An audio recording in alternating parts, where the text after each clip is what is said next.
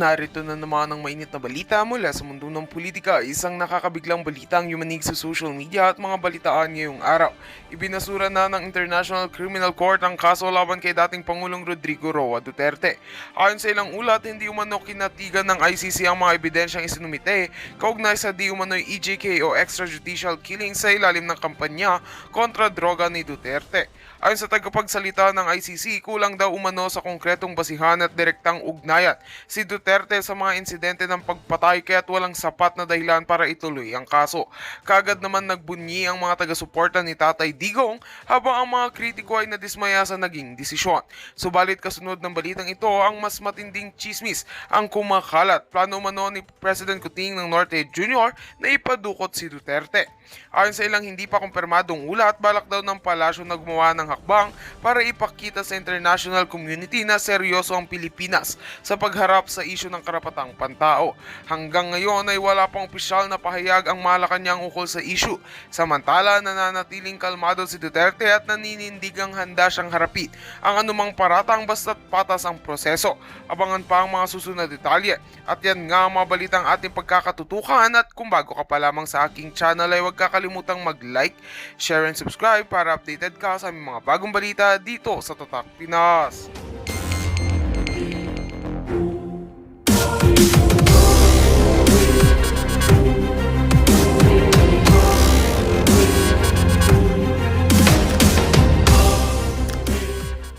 Duterte kukunin ni Marcos sa ICC. Aba, ano to? Ano tong klaseng balita ito? Anong klaseng kagaguhan ito na may plano or parang pinagpaplanuhan na dukutin or kunin si Pangulong Duterte sa Netherlands? At saan naman kaya dadalhin? Panoorin nun natin dito yan sa ating tapusin nyo po itong ating video, mga kababayan. So parang good news and bad news ito, ha?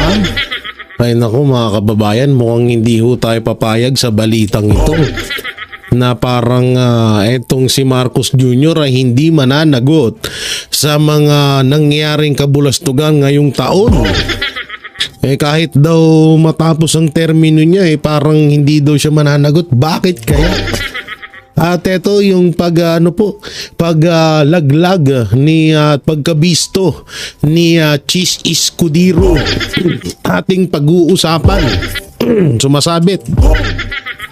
Oo, kasi talagang alam nyo, medyo talagang kinakabahan ako dito kay Chis Escudero dahil hindi talaga natin maituturing na 100% na ito ay magiging patas sa mangyayaring impeachment laban kay Vice President Sara Duterte. At ito pa nga ang pinakamasaklap doon ay parang nadudulas na. Parang nahahalata na ho sila. Nahahalata na ho sila sa mga sa mga kanilang pananalita na talagang parang sila ay nagpapakontrol na. So, aasa pa rin tayo na maging patas yung impeachment ng Senado kay Pangulong Inday Sara Duterte, future president.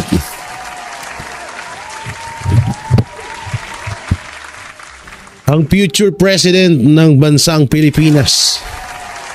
So dito kasi nga marami, at ito yung update po sa kalagayan po ni Pangulong Duterte. Yan po yung mga pag-uusapan natin ngayon. Syempre, ito tayo ay mabilisan lang ho na reaction ho dito. Yan ho. Kung makikita nyo po ay kasama po si attorney Martin Delgara.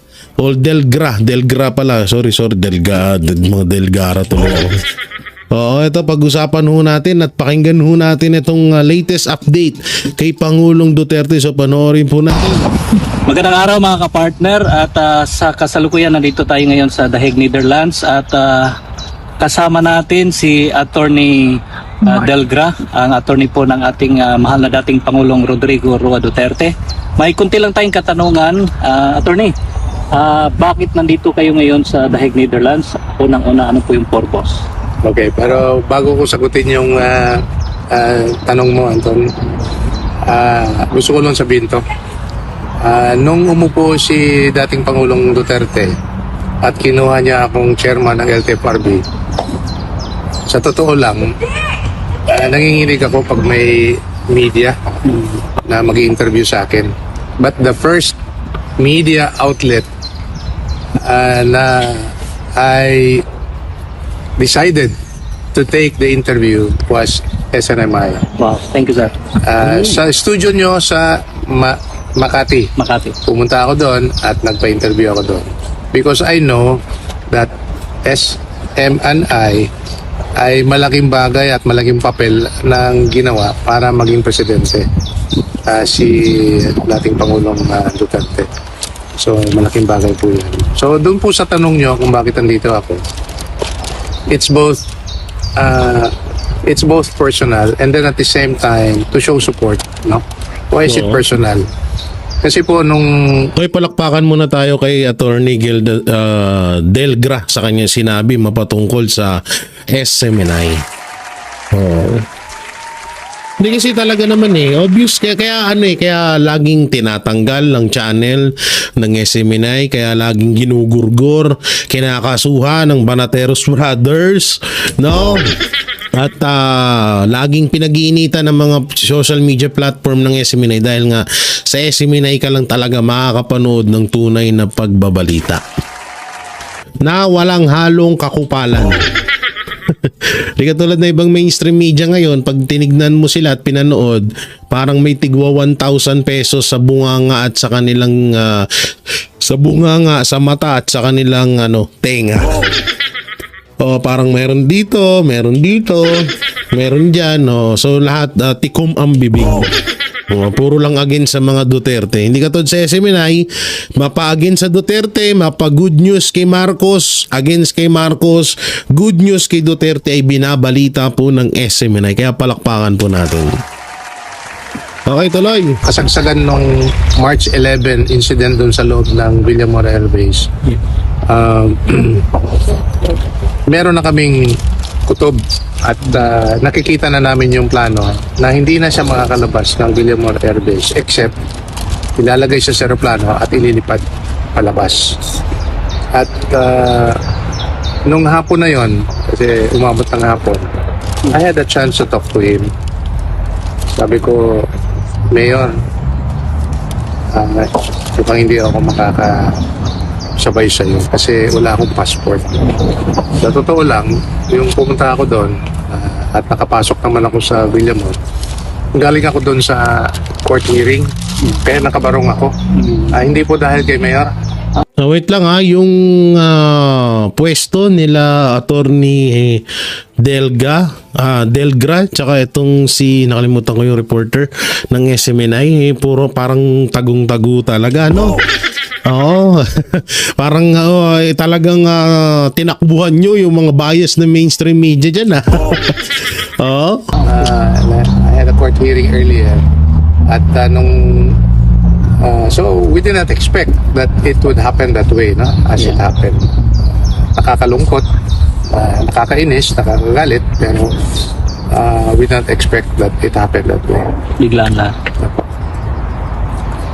So, And then at the same time, as I made mention earlier, is that to show support to not only to him but to the family, and then at the same time, mas nag-alala ako nung nalaman ko yung nangyari kay ES Bingbong Villalea, kaya minarapat din na bisitahin ko siya. Kaya nung nakita niya ako dito, sabi niya, magkita tayo. So mahaba yung kwento namin, hindi pa nga tapos kahit na ang dami niyang kinwento. yes. Attorney, may posibilidad ba na makabisita at makausap mo si dating Pangulong Rodrigo Duterte sa ating Chumpa? I hope I would be able to visit him because before coming here, I already made an application for a visit. Pero hindi pa tungkol sa kaso niya rito. I'd like to make that clear. Patungkol doon sa mga pending issues doon sa Pilipinas. Particularly yung the fact that he's running for mayor sa Davao. Ako rin yung election lawyer ng PDP. I head the legal team doon sa Duterte Senatorial Campaign. Ang ingay naman nung nagpipicture, buisit. Yung nagpipicture na yon. campaign, and then at the same time yung mga bagay-bagay na kailangan i-address, legal concerns patungkol sa kanyang kandidatura. Okay, so attorney, may iba tayo. Ano po ang masasabi mo sapagkat simula nung March 11 nandito na kami at simula dinalo si Tatay Digong dyan sa ICC Detention Center. Lahat po ng mga Pilipino galing sa iba't ibang bansa, iba't ibang mundo pumunta dito sa tapat ng ICC Detention Center upang magbigay ng suporta sa ating dating mahal na Pangulong Rodrigo Duterte. So ano pong masasabi mo sa mga supporters ng Tatay Digong? Alam mo, nakakabusog puso yung mga ginagawa nila at pagpapakita ng hindi lang pagpapakita ng suporta at pagpapakita ng pagmamahal ng isang tao, ng isang presidente. Tanda na nga siya ngayon, who made a lot of difference in the lives of people in the Philippines at yung mga Pinoy na nagtatrabaho sa labas, lalong-lalo na.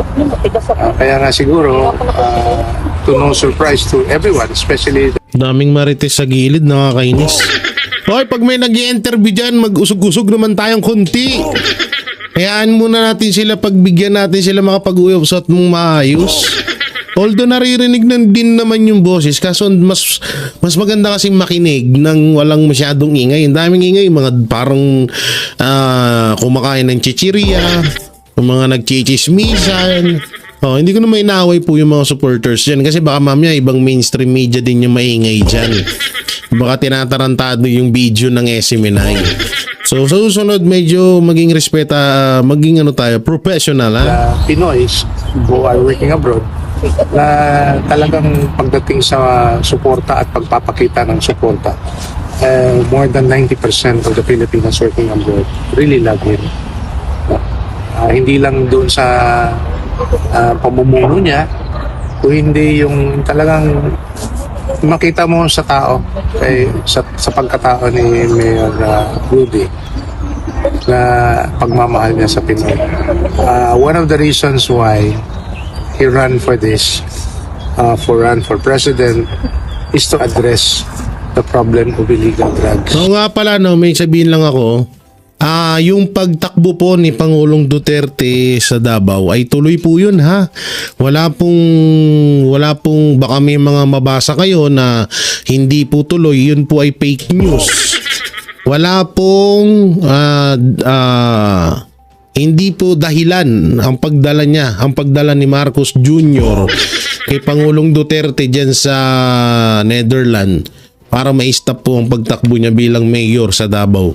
So kayong tiga Davao dyan, wag po kayong magpapaniwala sa mga chismis, sa mga fake news ng ibang mainstream media at ng ibang mga anti-Duterte na hindi tatakbo si Pangulong Duterte. Kasi may nakita ko nung nakaraan, parang pinapakalat nila dun sa Davao na stop na nga daw. At mukhang hindi na daw tatakbo si Pangulong Duterte sa Davao sa pagiging mayor. Wag ho kayong maniwala ho dun ha. Oo, ako yung nagpaalala lamang. And he did it in a manner that is legal, legitimate. No? There might be, to some people, excesses. No? But the policy itself is valid and legal. Nasa batas yan lahat. It's an open book to everyone who wants to look into the strategy, the policy that we should put in place to address the menace of illegal drugs. That said, ang hindi lang maintindihan at makikita ng lalong-lalo sa mga kritiko niya ay yung mas malaking characterization ng tao in the person of Mayor Rudy, na yung mga bata na may cancer, yung mga babae na inabuso, yung mga asawa na hindi binigyan ng suporta ng asawa o ng bana, at lalong-lalo na sa progress ng Davao at ng Pilipinas. Hindi, pero attorney, ano lang po yun, iilan lang na mga tao ang hindi na appreciate yung ginawa ni Pangulong Duterte sa Pilipinas. Ilang tao lang po yun, attorney. Oo. Siguro sa 100% na sumusuporta kay Pangulong Duterte, siguro sa 1% kalahati lang ho nun ang hindi naniniwala or hindi appreciated yung ginawa ni Pangulong Duterte dito sa Pilipinas. No, hinino ko lang oo. Pilipinas. No? In everything that he does, it's not about him. It's really about lahat, no exception. It's really about making the lives of Filipinos here and abroad safer and comfortable. Maalala ko yung isang kwento lang. When there were already talks about him running for presidency, at alam natin na suntok sa buwan yun, lalong-lalo na sa mga taga-Davao. Suntok. Hindi, alam nyo kaya ko sobrang pinapaniwalaan yan sila Medeldea, etong si Delgra. Alam nyo bakit? Mas kabiliban ho natin yung mga taong sumusuporta pa rin hanggang ngayon kay Pangulong Duterte kahit na sobrang napakadelikado na ho. Katulad na lang po niyan ni Pastor Apollo Sikibuloy na ngayon alam naman na natin kung anong ginawa sa kanya at ginawa sa kay OJC. Hindi ho natin dapat kamuhian yun kundi dapat mas kabiliban pa natin dahil hindi ho biro yung ganun na alam mo naman na makukulong ka, alam mo naman na pag-iinitan ka, alam mo naman na baka buhay mo ang kapalit sa pagsuporta mo sa mga Duterte pero tuloy ka pa rin. Hindi naman po sa pag-aangat ng bangko namin ng mga Banateros Brothers pero isa din po yan. Hindi naman din ho namin hinihiling na kabiliban nyo kami ng Banateros Brothers. Kahit yun na lang po, etong mga taong to, yan sila, yung mga sumusuporta, yung mga Duterte senatorial candidate na 10, yan. Katulad na lang yan nila Senator Bongo, Senator Bato, yan sila Attorney Jimmy Bondo, Attorney Lambino, lahat to yan. Ikabiliban ho natin dahil hindi ho biro ang kanilang hindi ho biro, sama ko na kami, hindi ho biro ang tinatahak na landas ho namin. Maaring bukas sa Makalawa ako damputin o ipatumba dahil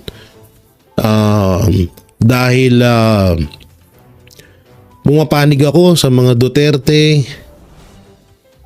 Bukas sa Makalawa, pwede kaming ipakulong dahil pumapanig kami sa mga Duterte. Kaya sobra ho nating mahalin at sobra ho nating tanggapin yung mga taong hanggang ngayon sa oras ng kagipitan ay nandyan pa rin para suportahan ang mga Duterte.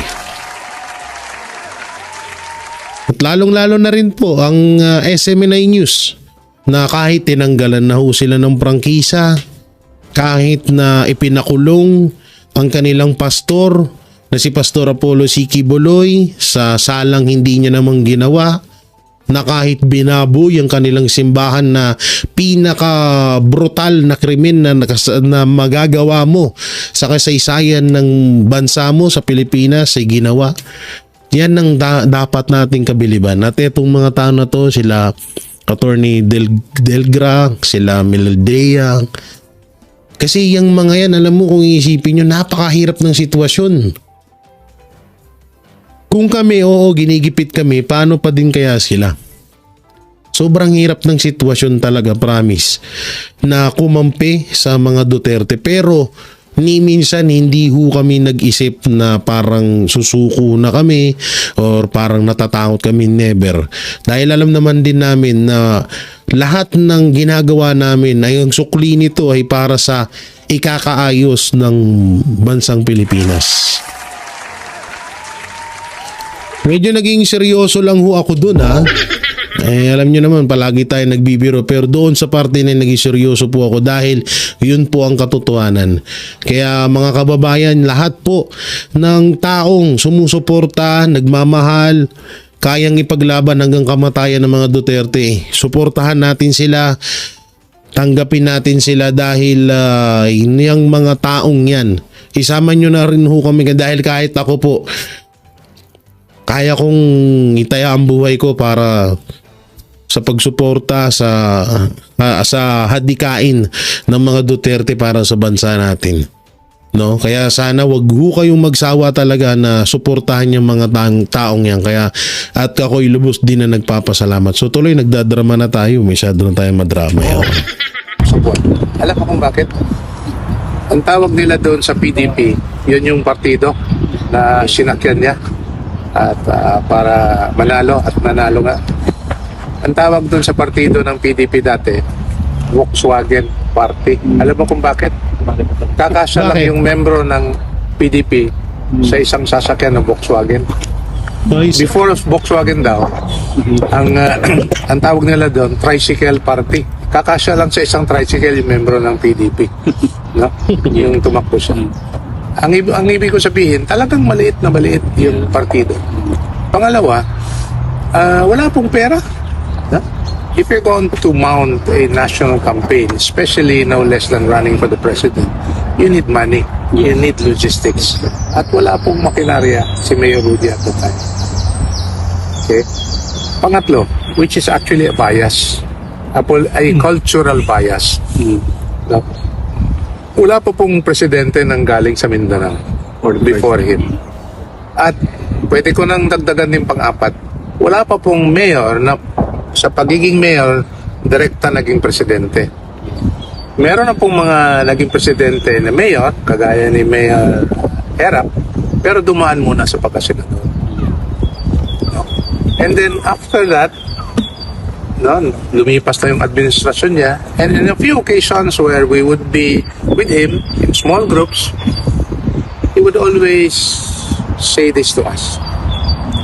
And he say it with all humility, but with a sense of mystery. Di alam nyo, nung panahon may naalala ko dito sa sinasabi ni Attorney Delgra.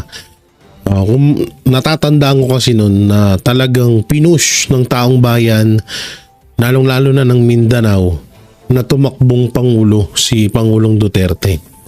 So alam nyo, nung panahon na nakausap namin ng Banateros Brothers si Pangulong Duterte, isa rin to sa isa din po ito sa naikwento niya sa amin na nung panahon na tumakbo siyang mayor, wala talaga, hindi niya kasing yayaman yung mga katunggali niya noon, hindi niya kasing sikat. Ay, yung pagiging sikat, oo, nandun yung kay Pangulong Duterte. Yung tipong sikat ba na sikat sa larangan ng politiko or sikat sa mga politika, kapwa politiko, ganun. Hindi ganun si Pangulong Duterte. Pero talagang ang kinaganda dan ay talagang hindi pera ang naging problema para manalo ka bilang presidente, kundi yung suporta at boto sa iyo ng taong bayan na talagang yun ang ibinigay ng bawat Pilipino kay Pangulong Duterte. Na sana nga ay gawin ho natin ulit sa darating na senatorial candidate na 2020. Pasensya na kung inano ko, naghihinihil ko kasi ang anghang nung luya. O nagluluya po kasi yung kulay putik na iniinom ko, luya po yun. No? So ganun. Sana gawin ho natin ulit yun, yung pagkakaisa na yun. Nung panahon na pinapatakbo natin si Pangulong Duterte bilang presidente ng Pilipinas, sana gawin ho natin yan sa 10 Duterte. Yung pagsuporta, pagboto, gawin ho natin dahil yan na lang talaga. Dito kasi sa video to mukhang i-stop ko na kasi medyo doon nyo na lang panoorin sa kasi nga medyo ako ay natatouch ng gusto sa mga pahayag ni Attorney Delga. Pero dito ho tayo sa usapin na parang hindi daw kakasuhan or mukhang hindi daw mananagot si Pangulong Marcos dito ho sa issue ng PhilHealth. So panoorin ho natin. Dante, ano ang paliwanag ng respondent tungkol dyan? Kasi di ba merong tinatawag na presidential immunity from suit o hindi po pwedeng basta na lamang kakasuhan ang isang nakaupong presidente ng bansa. Magandang tanghali, Ella. May nakuha tayong impormasyon na mayroon ng sagot itong hindi naman direkta ang Pangulo sa pamamagitan ni Executive Secretary Lucas Bersamin. Ini-invoke nga nila na ang presidente ay immune from suit o hindi ito makakasuhan habang siya ay nakaupo pa sa pwesto. Wow! Sana all. Bago matapos ang oral argument sa mga petisyon kaugnay na paglipat sa 89.9 billion pesos na pondo ng Philippine Health Insurance Corporation of PhilHealth, hiningi ni Bayan Muna Chairman Attorney Nery Colmenares sa Korte Suprema na dapat manatiling kasama si Pangulong Ferdinand Marcos Jr. sa mga respondent sa kaso. Si Colmenares ay isa sa petitioner sa petisyon ng Bayan Muna. Ginawa ni Colmenares ang apela sa korte matapos ang musyon ni Solicitor General Bernardo Guevara na alisin bilang respondent si PBBM sa petisyon dahil bilang presidente ay may immunity from suit o hindi ito pwedeng kasuhan. Pero paliwanag ni Colmenares, may kapangyarihan ang Supreme Court na ito ay i-modify o baguhin.